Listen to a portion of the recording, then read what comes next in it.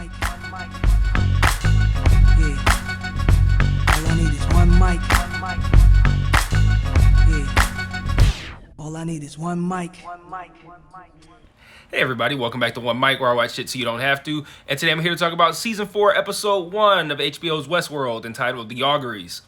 I want to start with a couple of things first before I even get into the episode, and that's, I want to talk about the episode title, and I want to talk about the little episode description. So if you watched on HBO Max, there's a one sentence, well, it's not one sentence, it's three sentences, I have it written down here, 3-sentence episode description that is not an episode description. It's just it's just a statement, kind of.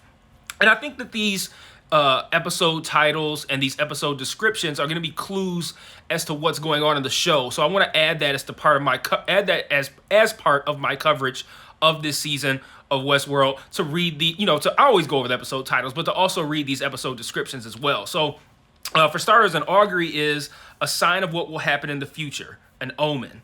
So this one's called The Auguries. So I think we can draw from that this episode is a sign of what's to come. And then the episode description says, "Hello again, don't worry about a thing, it's all in your head." That's the episode description. Obviously that does not describe the episode at all, it's just a statement. But I think that statement is a good way of looking at a certain aspect of this episode, which I'm going to talk about in a little bit. So I like that this season, particularly this first episode, it kind of feels almost like a soft reboot almost. It feels like a new show, but just starring the characters that we already know from Westworld. And I think that's beneficial, or it could be beneficial if that's the case, because I did feel like this show got a little bit out of hand. And what I mean by that is, I thought season 1 was great, but I felt like the priority in seasons 2 and 3 was not to tell an interesting and compelling story with interesting characters. It was a priority, but it was not the priority. The priority felt like, how can we needlessly make this as confusing as possible? That felt like the primary goal, was to create a clusterfuck of events that makes no sense, that leaves you sitting there wondering what's going on for 80% of the season. And like, for me, for that to feel like the priority, like that was the most important thing, to make something that was as confusing as possible, even though one is able to follow and understand the show, it just kind of irked me that seemed to be their priority. Like, it wasn't in service of the story to make it confusing. It was just confusing for the sake of confusing. And that bothered me. But I think that if I'm right about this idea of it kind of feeling like a reboot almost, I think it could interject some freshness into the show. Because I felt like the show, it almost got, I don't want to say stale, because it's not stale, but it's like the idea of being needlessly confusing being a priority, that felt more like what this show was. And now I'm hoping that this new season is not like that. It can still be confusing, but I don't want to feel like that's the priority and what's most important. So I hope that this feeling of a reboot that I'm sensing is accurate, and I hope that it can make me love this season. I don't dislike the show by any means, but I just felt like, especially last season, I felt like they needed to do something to course correct a little bit. So I feel like we're kind of doing that here, though. So I'm hopeful. So what I want to talk about, the way I want to tackle this episode specifically, I feel like there are 3 separate timelines in this episode. I'm going to talk about each. I put the word timeline in air quotes like that for a reason, which I'll get to a little bit later. But the first timeline that I want to talk about is from the prologue that opens the show. So we see William. We learned that he's been buying up a bunch of land that's worthless in general. The Mexican, this cartel member, I don't know why I assumed he was, it's always Mexican cartel, right? But this cartel member guy that William meets with, he mentions that, he says to William, like, do you think people sell land here without our permission? Like, we didn't give a fuck. Like, why are you even buying this worthless land? So he's buying up all this land. And he also wants to buy this land where, I don't know if it's meant to be the Hoover Dam within the show, but it's the Hoover Dam. And it appears that there's a lot of storage there, like data storage, like servers and stuff like that. And William says that something was stolen from him 8 years ago. And I think this is where I want to point out that I think it's important to look for frames of reference for time. So when he says something was stolen from him 8 years ago, to me, I'm assuming that that's he's referring to Dolores having stolen park data, or yeah, we'll stick with the name Dolores having stolen park data, and he says that the person who, the cartel member says, well, maybe you should take that up with the person who stored it here. And he says, I can't, she's dead, which means I can't decrypt it. And there's basically nothing he can do with it. Again, I'm assuming this is Dolores that he's referring to. So he says that since he can't do that, he just wants to buy the whole thing so he can ensure that nothing happens to it. And the guy is like, no, we're not going to be doing that. And William essentially says, you can sell it to me now, or you can give it to me for free tomorrow. And he walks off like that's that. He says, he basically says, all right, I guess tomorrow it is then. And that's what ends up happening. The next day, well, actually, when this guy goes back to his house, he goes in his room and we see a lot of flies in his I think it's like a walk-in closet. There's a lot of flies in there, and we know throughout the history of this show that we can connect flies to like hosts, right? So we see all these flies. There's a ton of flies in his room. In the next scene, he wakes up on his floor in the same walk-in closet, and then he goes back to meet with these other cartel members. He tells the guy what William said. Then he proceeds to kill him.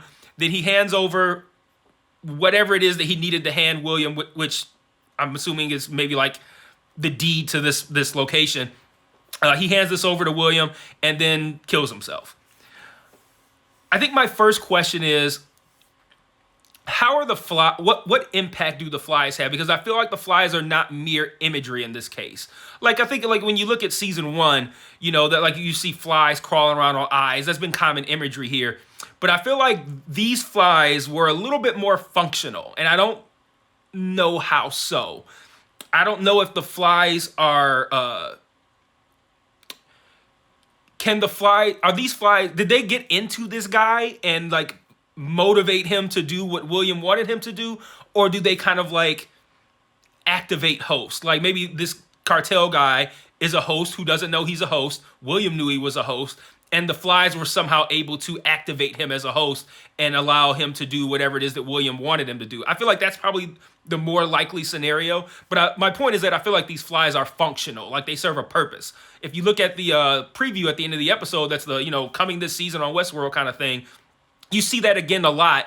And I think you even see a fly crawl under the eyelid of a character, and you hear Charlotte Hale's voice talking about something that made me think that flies can have some sort of real impact on an individual. So we'll see what happens there. But like I said, William mentioned that this data was stolen 8 years ago, so I think that that's a frame of reference for time. So I think that for William, this 8 years is since the end of season 3. The reason I mention that is because the next timeline I want to talk about involves Caleb and Maeve, and they mentioned that it's been 7 years since the end of season 3. So can we then now deduce that this William scene is 1 year after everything that we're seeing with Caleb and Maeve? And then also, is everything that we are seeing with Caleb and Maeve, particularly in this episode, is this the start of this story that ends with William acquiring this last bit of land where this data is stored at? Like, is this the end of William's plan? And this year between here, are we about to see how, by following Maeve and Caleb, are we about to see what William's plan is and why he bought up all this land that is perceived as worthless, and what his end game is? Is that going to be what we're going to work throughout this season, and that we will then return to this William timeline where he's at the Hoover Dam at the end of the season? So just a thought. I don't know, but again, I do think it's important to try to have these frame of reference for time. So okay, so I already talked about that part. So Caleb's married. He has a 7-year-old kid. He looks like he hasn't slept in 7 years. He looks like shit. He's got paranoia, PTSD. It's rubbing off on his kid. He's really rough looking, like, unshaven. His hair's like emo-y kind of levels of long, like got the thing coming across his face. I don't know. Caleb looks a little rough around the edges. But let's see, where was I? Oh yeah, so that's Caleb. Maeve is living off the grid in a cabin. She's like going through her memories. And side note, on this like little montage scene where her eyes are closed, you can see her eyeballs darting back and forth behind her closed eyelids, and she's going through memories, and we're seeing like old stuff with her daughter and stuff like that. But I feel like, and I could be tripping because season 3 is kind of a blur for me, but like, were those later images that she was seeing, was that stuff that happened, or is that stuff that hasn't happened yet? Because there could have been imagery from season 3, and I just wouldn't recognize it because like I just wasn't really that into season 3. So I don't know, but just a question in case you're somebody who's poured over this show enough to know, oh no, those are new images. That would be me on Game of Thrones. Like when they did that on Game of Thrones, where they had a thing where Bran was seeing something and it showed a whole bunch of past stuff, but then there were a few shots of stuff that was clearly not anything that he would have remembered.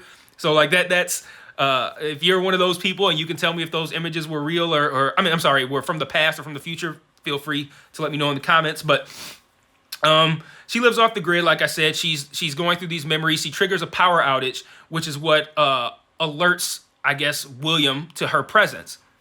So he sends some guys after her.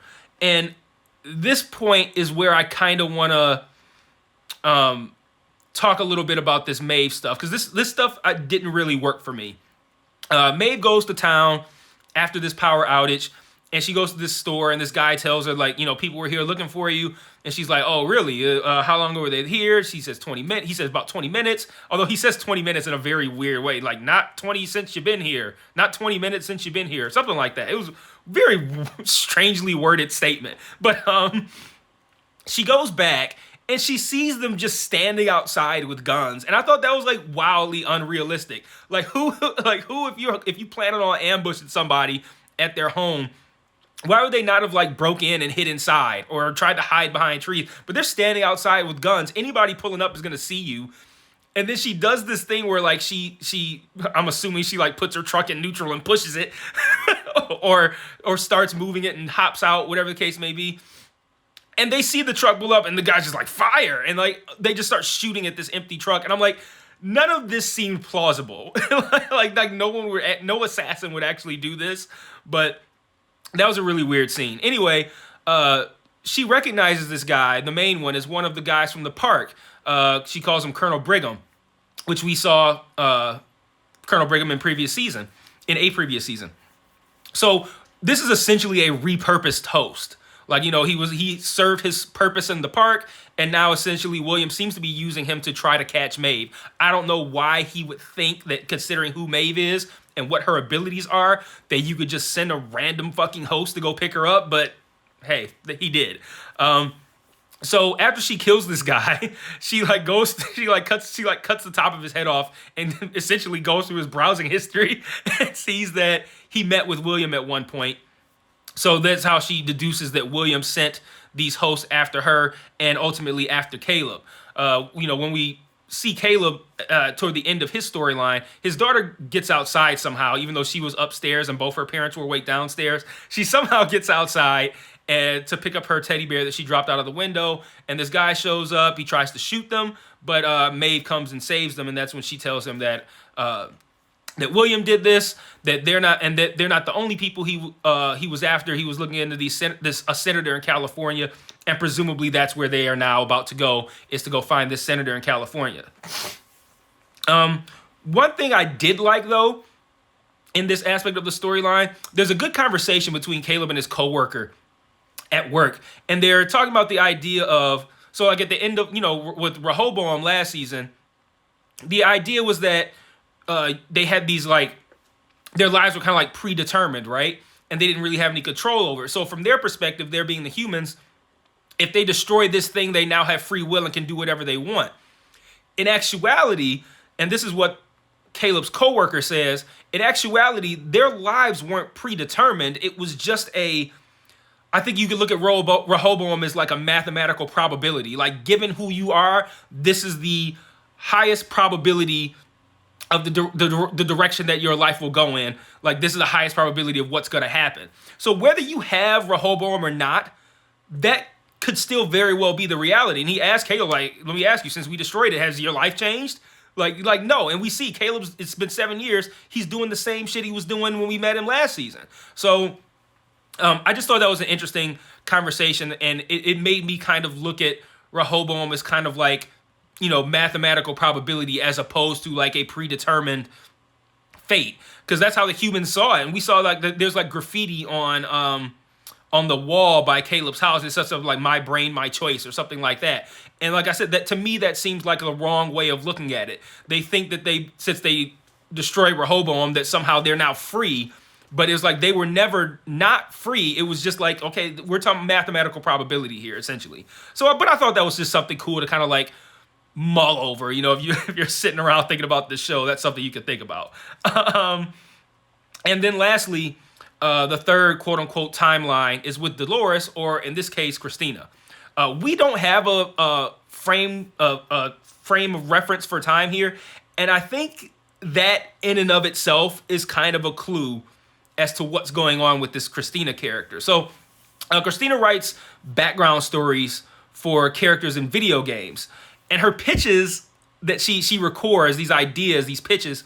And it's funny, when she first said record pitch, I thought she meant like the pitch in her voice, but it's like a pitch for a story for these background characters in video games. And every time she does that, the pitches just coincidentally kind of sound like Dolores' life. What a weird coincidence, right?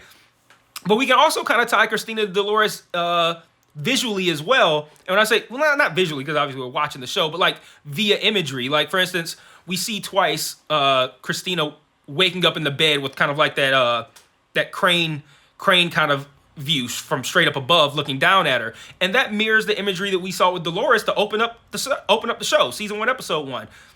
It opens with Dolores with like this voiceover of Bernard and asking her questions and stuff like that. And then it cuts to that shot, Dolores laying in the bed with the bird's eye view and waking up. And I think, again, that's another clue as to what I think is going on here. So what I think is going on is I believe this timeline, whatever is going on with Dolores, that I think it's intentional. We don't have a frame of reference for time here. I think that this is some sort of simulation.